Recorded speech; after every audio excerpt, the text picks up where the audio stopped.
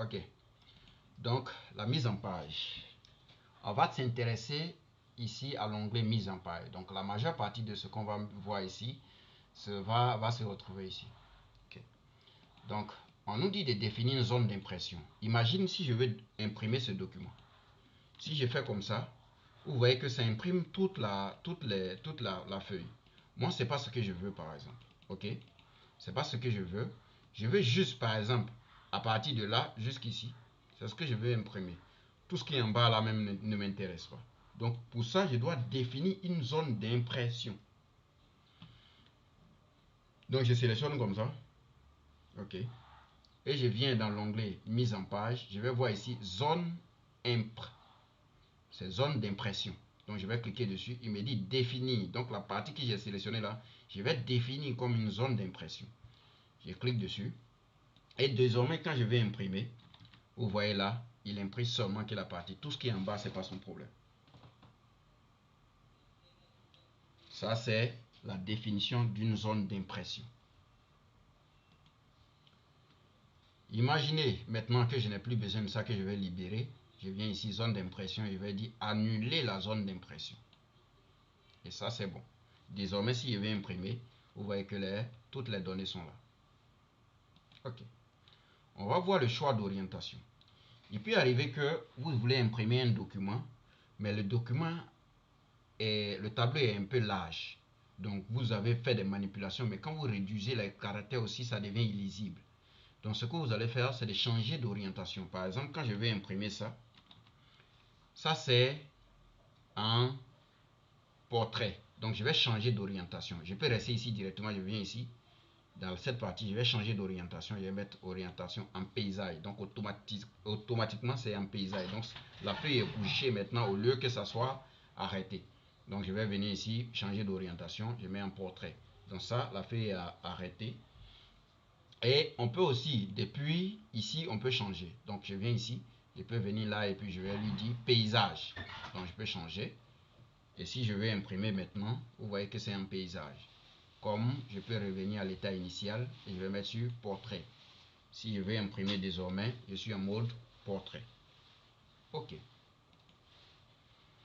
On va voir ici comment on peut insérer les en-têtes de page. Il y a deux méthodes pour insérer les en-têtes ou les pieds de page.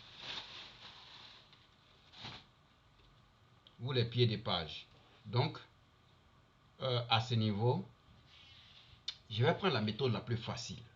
La méthode la plus facile, c'est qu'il faut connaître les trois modes d'affichage d'Excel. Quand on vient dans l'onglet affichage, on va voir les trois modes. Ça veut dire mode normal. Donc, quand vous ouvrez votre classeur, par défaut, c'est sur mode normal. Et on peut aller dans la partie mode avec saut de page. Donc, vous allez voir comme ça, comme celui qui a montré son document de suite. Il était en mode avec saut de page. Donc ici, ça vous montre la partie qui sera imprimée. Donc tout ce qui est gris ici ne sera pas imprimé. Et tout ce qui sera en blanc ici, c'est la partie qui sera imprimée. Et les carreaux, vous voyez à l'intérieur, c'est les différentes pages qui seront imprimées. Donc si moi, par exemple, je vais imprimer tout ça là, c'est-à-dire de là à là, je vais imprimer tout ça là sur une seule page. Je vais tirer comme ça. Donc le bloc qui est ici, je vais tirer jusqu'ici. Pour lui dire que si je vais imprimer, il faudrait que de là à là, ça soit sur la même page. Ok, donc ça nous permet ici de réajuster notre partie impression automatiquement. Mais il y a troisième mode d'affichage qu'on appelle mise en page. Voilà ça. Si je clique dessus, il me montre comment ça sera imprimé. Chaque page, regarde comment chaque page sera imprimée. Comme façon on voit sur Word. Donc il me donne ici. Et en même temps, il me donne la partie où je peux mettre les en-têtes de page. Donc ici, on a en-tête de page. Donc on a trois parties. Si je vais aligner à gauche, si je vais aligner, si je vais centrer, si je veux mettre à droite. On descend. On a ici aussi pied de page. Le côté central, côté aligné à gauche et ici côté aligné à droite. Donc directement, je peux venir insérer mes données ici et ça va s'implémenter sur toutes les pages. Donc si je mets ici l'entête, je vais mettre par exemple Fabrice Beau. Ok. J'ai ici Fabrice Beau. Donc si je vais sur les autres pages, vous allez voir qu'il y a Fabrice Beau. Puisque j'ai mis comme en tête. il y a Fabrice Beau. Et partout, je vais avoir Fabrice Beau.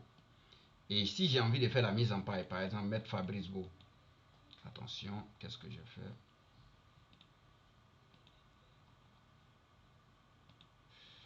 Ok, je suis en quel mode? Ok, mode page, ok. J'ai, voilà, fait ça. Donc, si je viens ici, que je veux, Fabrice Beau ici, je vais faire la mise en page, la mise en forme plutôt. Je peux mettre en gras, je peux changer de couleur si je veux, mettre en rouge. Voilà. Donc, et partout, vous allez voir Fabrice Beau, c'est en rouge partout. Partout. Ok? Donc, c'est la même chose qu'on a l'habitude de faire avec Word, mais cette fois-ci, on reste dans Excel pour faire. Ok? Et imaginez par exemple que je vais afficher le pied des pages, mais cette fois-ci, je vais mettre par exemple les numéros de pages. Donc, quand je suis dans pied des pages, vous allez voir en haut ici l'onglet pied des pages. Et quand je suis dans en tête des pages, vous allez voir en tête et pied des pages en haut. Donc, c'est pareil. Donc, si je suis là, je vais voir ici, si je clique dans l'onglet en tête et pied des pages, vous allez voir ici numéro de page et nombre de pages. Donc, numéro de page, c'est le numéro qui va changer quand on change des pages. Et nombre de pages, c'est le nombre total de pages. Donc, ce que je vais faire, je vais dire, je vais cliquer sur numéro de page, ça veut dire je vais générer le numéro de page. Je clique ça veut dire quoi? Slash, donc barre oblique, je clique dessus. Surtout, j'appuie dessus pour dire que je veux page X sur Y. Donc, je viens ici, Y maintenant, ça sera mon nombre total de pages. Donc, je clique sur nombre total de pages. Et je fais entrer ou bien encore je sors. Quand je sors comme ça, vous allez voir que il y a 1 sur 15. Donc, il me dit il y a 15 pages au total que je vais imprimer. Et je suis à la première page. Donc, quand je descends, ici, page 2 sur 15. 3 sur 15. 4 sur 15. 5 sur 15. Et là, on vient dans l'autre colonne. Vous allez voir Fabrice en haut ici. Et 6 sur 15 et ainsi de suite. Voilà. Donc là, j'ai mis les entêtes de page et ainsi de suite. Ça, c'est la meilleure manière. C'est vraiment la partie la plus facile. Je peux aussi utiliser la partie la plus, un peu, si je peux appeler la plus compliquée. Donc, je viens dans mise en page, je peux cliquer ici mise en page. Et vous allez voir ici en tête et pied de page. Là, voilà Fabrice Beau qu'on a mis, qui est dans en tête de page. Et voilà le nombre de pages qu'on a mis qui est ici. Donc, si je veux modifier l'entête de page, je vais cliquer sur personnaliser. Et je viens ici, voilà les différents carreaux qu'on avait vus là-bas de suite.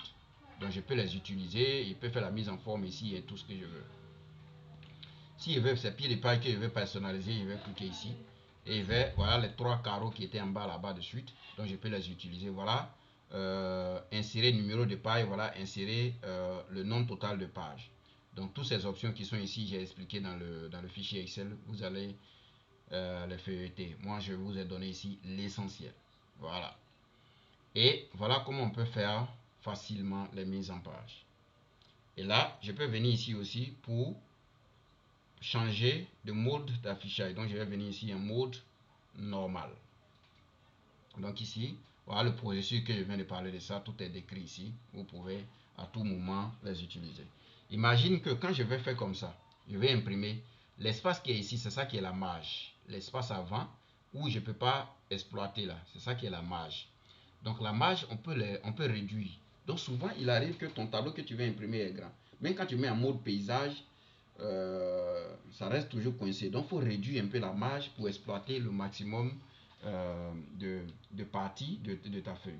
Donc pour ça, on peut venir dans l'onglet ici. Donc il y a mise en page qui est ici. Donc si je clique dessus, je vais venir là et je vais voir ici marge. Je clique sur marge et je vais réduire par exemple la marge. Je vais dire par exemple, il faut faire 0,3 cm et ainsi de suite. Et je vais dire par exemple, il faut centrer le texte au milieu de la feuille et je clique sur OK. Donc vous voyez ici, le texte au milieu, et ça a été quand même, voilà, il a occupé encore plus d'espace et ainsi de suite.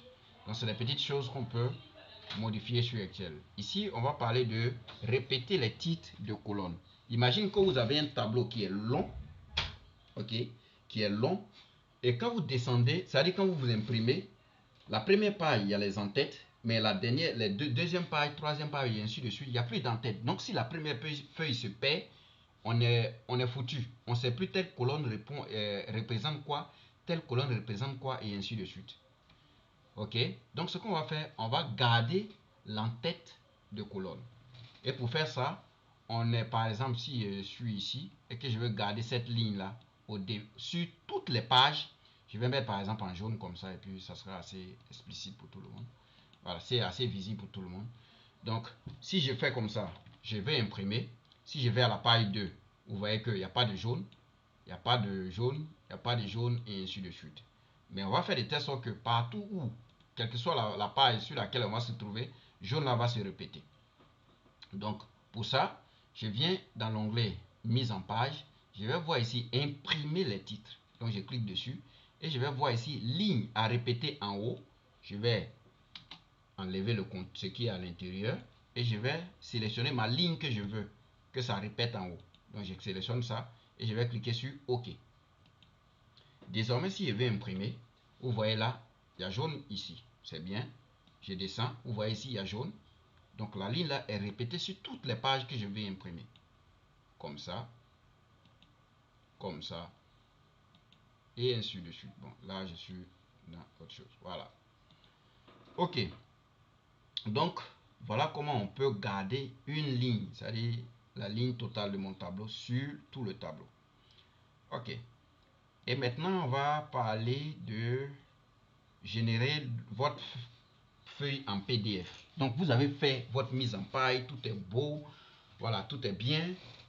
On va générer maintenant le fichier en PDF. Mais avant de faire ça, il y a une petite partie où je ne vous ai pas montré.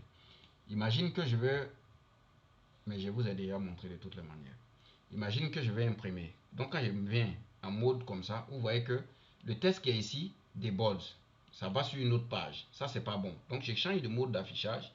Je viens en mode avec saut de page.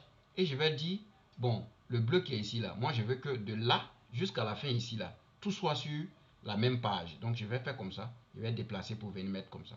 Prochainement, quand je vais imprimer, vous voyez que toutes les données sont sur la page. Donc j'ai pas de problème. Pourtant au début, quand je suis comme ça, vous voyez que à partir des jaunes, il arrêtait d'imprimer. Il arrêtait d'imprimer. Les autres qui sont derrière, il n'imprime pas. Même maîtriser la page, le titre qui est ici, tout ne sort pas. Mais si je veux réajuster, je peux utiliser le bleu qui est ici pour dire que je veux toutes les colonnes sur la même page. Ou encore, quand j'essaie d'imprimer, vous allez voir une option ici. Ici, une option, on dit pas de mise à l'échelle. Donc je vais lui dire ici, je veux ajuster toutes les colonnes à une page. Donc si quand je sélectionne, vous voyez automatiquement que toutes les colonnes sont désormais sur la page. Donc on voit entièrement les données. Ok. Mais parfois, si le tableau est trop large, vous allez voir que le test devient illisible. Donc faites très attention et jouez aussi avec tout ce qu'on vient de voir. Voilà. Une fois en fait, on va générer déjà notre fichier en PDF. Donc pour générer notre fichier en PDF, il y a deux méthodes. La première méthode, c'est que je vais imprimer tout le document là en PDF. Ok. Tout le document en PDF. Donc la feuille qui est là, je vais imprimer en PDF. Donc pour ça, je vais faire fichier, enregistrer sous, et je vais venir ici. Au lieu que ça soit classeur Excel, je vais dire c'est pas classeur Excel. Il faut prendre ici PDF. Donc je vais choisir l'extension PDF. Je vais prendre l'extension PDF. Et ici, si j'enregistre, ça sera maintenant un fichier PDF. Mais mon classeur d'origine reste toujours mon classeur d'origine et mon fichier PDF sera généré. Une fois que j'ai ça, c'est bon. On peut aussi, la deuxième méthode, c'est qu'on va faire comme si on va imprimer. Et on va choisir ici l'imprimante. Donc ça, c'est l'imprimante virtuelle. Tous les ordinateurs Microsoft, ils ont ça. Donc vous allez voir Microsoft Print to PDF. Print to PDF. Donc je vais sélectionner. Et je vais lui dire par exemple que c'est la page numéro 1 que je vais imprimer. Donc je vais mettre ici 1 à 1. Donc si c'était la deuxième page que je vais imprimer, je vais faire 2 à 2. Maintenant si c'est de 1 à 2 que je vais imprimer, j'allais mettre de 2, surtout de 1 à 2. Là ça me fait 2 pages. Mais c'est la première page seulement que je vais générer en PDF. Donc je vais faire ça et j'ai choisi ici Microsoft Print to PDF. Et une fois que je sélectionne l'imprimante, je vais faire comme s'il y avait imprimé. Quand je clique dessus, automatiquement il me dit tu veux enregistrer où. Donc je vais choisir où je vais enregistrer. Et je vais par exemple mettre maintenant le titre. Je vais dire test PDF. Yes. Et j'enregistre dans la partie téléchargement. Donc il génère le fichier PDF, c'est bon. Donc si je viens ici, je viens dans télécharger, je vais voir ici test PDF, yes. Si j'ouvre, vous voyez c'est le fichier. Et c'est la seule page là qui a été générée. Ok. Une fois c'est bon, on va aller maintenant faire l'exercice pratique. Mais bien avant, je vais mettre pause et puis voir si vous avez des questions. Donc ici, on a fait le cours, on va faire maintenant l'exercice. D'abord, on nous demande ici de calculer le total de chaque colonne. Donc je descends. Et quand vous avez un long tableau comme ça ne sert à rien de descendre comme ça en un point fini. Ok. Donc quand le tableau est long, vous vous mettez dans une des cellules ou dans la colonne et vous allez faire contrôle direction en bas. Donc automatiquement vous tombez à la fin du tableau. Ok. Donc je vais sélectionner la colonne en question et je vais cliquer directement sur somme automatique. Je vais mettre auto, c'est top. Et je vais remonter, contrôle, direction en haut. Et je tombe sur la première cellule de mon tableau.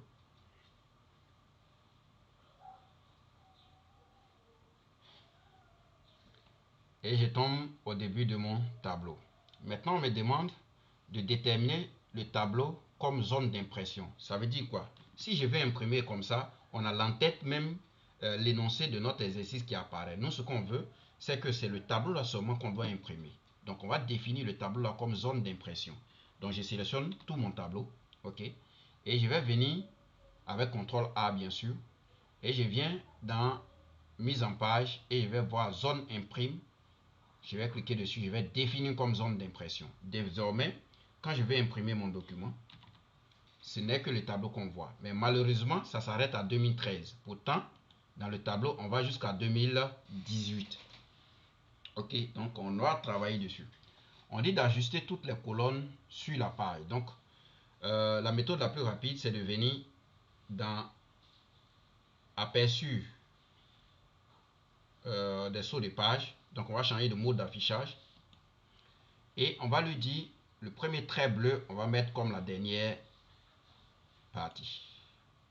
Donc, on n'a plus de trait bleu au milieu, ce qui veut dire que du début jusqu'à la fin du tableau ici, ça sera sur la même page. Et tout ce qui est gris en haut ici, ça veut dire que c'est la partie qu'on ne doit pas imprimer. Donc, c'est ce qui est en blanc ici qui sera uniquement imprimé. Donc, je viens en mode normal. Et si je vais imprimer mon document, vous voyez que tout le tableau est là. Mais c'est tellement large qu'à peine on peut voir les écritures. Donc là, on va réfléchir maintenant. Est-ce qu'on met en paysage ou bien on essaie de réduire la taille des colonnes? On va essayer de voir qu'est-ce qu'on peut exploiter. Ok. Donc on a fait. On va essayer maintenant. Je pense que ici il y a la place inutile. Donc on va essayer de revoir ça. Donc je vais ajuster de manière automatique. Comme ça réduit quand même. Et quand je veux imprimer, ouais, ça commence à devenir au moins quelque chose. C'est gérable, on peut accepter. Ok. Mais c'est un pas centré tout ça, donc on va travailler dessus. On me demande ici d'ajouter, de répéter la ligne des en-têtes sur la page. Ça veut dire quoi? Si je vais imprimer, que je fais ça, si je vais à la deuxième page, vous voyez que voilà, il n'y a pas d'en-tête. Donc si la première feuille se perd, on ne saura même pas de quelle colonne il s'agit ici. Donc ce qu'on va faire, c'est de imprimer le titre. Donc pour ça, je vais cliquer sur la fonctionnalité imprimer et je vais voir ici ligne à répéter en haut. Je clique dessus et je sélectionne la ligne. Je clique sur OK. Et désormais, quand je vais imprimer, on voit ici et je vais partir à la page 2 où on voit que la partie jaune est là, ce qui est bien. Ce qui est bien. Maintenant, on va voir est-ce que c'est la meilleure disposition. Donc, nous, ce qu'on va faire, ici, c'est de pouvoir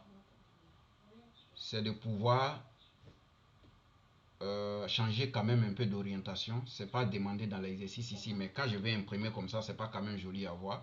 Donc je vais changer d'orientation. Je vais me dire ici paysage. Voilà, et paysage, qu'est-ce que je vais faire? Est-ce que ça aussi c'est bon? Je sais pas. Donc on va essayer de zoomer un peu ou encore de retravailler le test ici. Donc on va voir un peu si on peut agrandir un peu, voilà, le test et tout ce qui va avec. Prochainement, s'il y avait imprimé, quand même c'est pas mal, mais ça peut rester aussi dans notre format habituel, comme ça, portrait. Voilà, ça aussi c'est vraiment très bon. Voilà, donc je réitère mes traits. Ok, mes traits.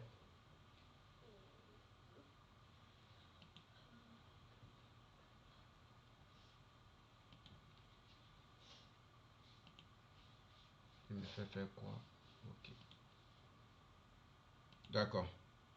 Donc là, c'est beaucoup mieux, comme ça j'ai mes colonnes, j'ai mes données et ainsi de suite. Maintenant, ce qu'on me demande ici, c'est quoi? On me dit d'ajouter le test qui est là. Donc je copie le test. Mon premier en tête de page. Donc je copie. Et on me dit de mettre ça comme en tête de page, de mettre en gras et en italique. Ok. Donc je reviens en euh, mode page, comme ça, et je vois ici en tête. Donc je vais centrer, ça peu importe. Je vais me mettre en bleu. Ok, je mets en gras, en italique si je veux, je mets même agrandi si je veux. Voilà, donc désormais si je vais imprimer, vous voyez là, j'ai deux pages. Quand je vais sur l'autre page, l'entête est calée, ce qui est très bon. Si je viens sur la première page, l'entête est là, c'est bien. Et on va voir maintenant, on dit de mettre mon nom à gauche du pied de page en police bleue et en italique. Ouais, c'est pratiquement la même chose. Donc si je suis dans ce mode, je vais venir ici en tête de page, comme ça. Et on dit de mettre mon nom ici, donc Fabrice Beau. Et ici, on va mettre, on ne s'est pas demandé, mais on va mettre le numéro de page ici en même temps. Donc je viens ici dans en tête et pied de page. Je vais mettre, cette fois-ci je vais écrire même, je vais écrire page, espace. Je clique sur numéro de page, espace, sur espace, et je vais mettre nombre total de pages. Et quand je sors, tu vois qu'on a page 1 sur 6, ce qui est très beau. Voilà. Donc si je viens comme ça, je vais imprimer, on a page 1 sur machin, tranquillement. Et qu'est-ce que je veux maintenant? Il me semble que c'est fini. On me dit de générer la première page en PDF. C'est super. Donc je fais comme si je vais imprimer. Je viens ici, je choisis Microsoft Print to PDF. Et je vais lui dire que je veux page numéro 1. Donc on a 1 à 1. Parce que je n'ai pas envie de générer tout le document. On m'a dit de prendre seulement que la première page. Et je vais générer un fichier PDF. Cette fois-ci, je vais l'appeler les pros Excel. Ok, je vais enregistrer. Et c'est enregistré. Je vais partir dans mon dossier et je vois ici les pros Excel. Sélectionne. Et voilà mon tableau qui est là tranquillement avec les données. Tranquillement. C'est bien joli. Avec l'entête ici. Ok. Donc à partir d'aujourd'hui, vous n'allez plus vous n'allez plus envoyer les documents, sauf si c'est pour faire votre rapport. Vous n'allez plus envoyer votre document sur Word pour pouvoir faire toutes ces manipulations. Et voilà ce qu'on devait faire. Donc la petite partie comme bonus, c'est les suites logiques. Donc les suites logiques, on avait déjà parlé de ça. Donc ici, c'est pour vous dire que les mois sont déjà reconnus par Excel. Donc pas besoin d'écrire janvier, février, mars, avril jusqu'à un point fini. On peut, si tu écris janvier, février, tu peux tirer comme ça. Et automatiquement, on a tous les mois si tu écris janvier seulement et que tu tires aussi, attention, et que tu tires comme ça, automatiquement tu as tous les mois. Donc pas besoin d'écrire tout ça là manuellement pour te faire perdre le temps. Donc ici, on a 2018, on a 2019. Donc on a le modèle est déjà là. Donc si je sélectionne comme ça et que je tire, il va faire plus 1 à chaque fois parce qu'il connaît déjà le modèle que je lui ai donné. Par contre, si je lui disais donner ici 2020, 2018, 2020 et que je me mettais là pour tirer, il va faire plus 2 à chaque fois. Ok. Ici, c'est pareil. Si je me mets ici et que je... Attention. Je me mets là, je tire. Vous allez voir qu'on a 2018, 2018, 2018, 2018. Parce qu'on ne lui a pas donné le modèle. Comme il n'y a pas de modèle, donc il ne sait pas... Il va faire le pas de combien. Donc moi, je peux lui venir ici pour lui dire qu'il faut incrémenter. Donc il va incrémenter. Donc de 2018, on passe à 2019, 2020, 2021. Il fait plus 1 à chaque fois. Imagine aussi qu'on a du test accompagné d'un nombre. Donc à ce niveau, si je me mets ici que j'incrémente, il va incrémenter automatiquement parce que du test et c'est comme si on a l'exemple. Donc il va se dire automatiquement que je vais faire test 1, test 2 et ainsi de suite. Donc automatiquement il incrémente. Mais si je lui donne aussi le modèle et que je lui dis on parle de 1 à 3, ce qui est sûr, on a fait plus 2. Donc si je tire vers le bas, à chaque fois il va faire plus 2 à chaque fois. Donc ça c'est des choses qui peuvent faciliter la saisie, qui peuvent faciliter, comment on appelle ça, qui peuvent faciliter oui la saisie. Ça peut accroître votre niveau de saisie en fonction des différents éléments. Vous pouvez facilement incrémenter et vous êtes à l'aise. Donc tout ce qui est niveau 1, on a fini aujourd'hui. Il reste maintenant à faire les tableaux croisés dynamiques. Parce que pour moi, les tableaux croisés dynamiques sont indispensables, quel que soit votre niveau. Que vous soyez débutant, intermédiaire ou expert, les tableaux croisés dynamiques sauvent la vie. Donc, on a notre dernière séance qu'on va faire la semaine prochaine, le temps que tout le monde s'acquitte du coût de la formation. Et dès qu'on finit les tableaux croisés dynamiques, vous allez avoir les livres de formation Excel comme on a promis. Et on restera toujours en contact quand vous êtes coincé sur Excel. Parce que c'est